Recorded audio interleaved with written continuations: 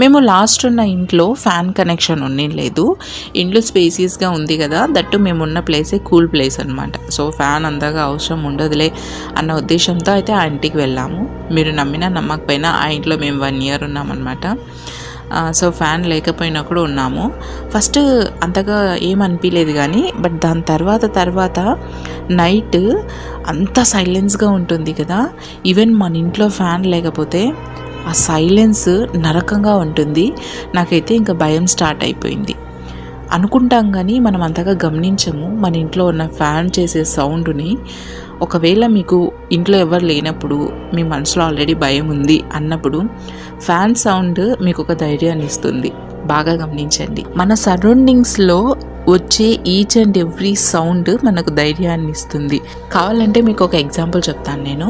Night మనకు ఏదైనా ఒక బ్యాడ్ డ్రీమ్ వచ్చింది అంటే సిల్లిదే అనుకోండి, కానీ అది కొంచెం భయంకరంగా అనిపించింది. నైట్ అంతా నిద్రే రాదు. అదే డ్రీమ్ని పొద్దున్న తలుచుకొని నవ్వుతాం. ఎందుకు?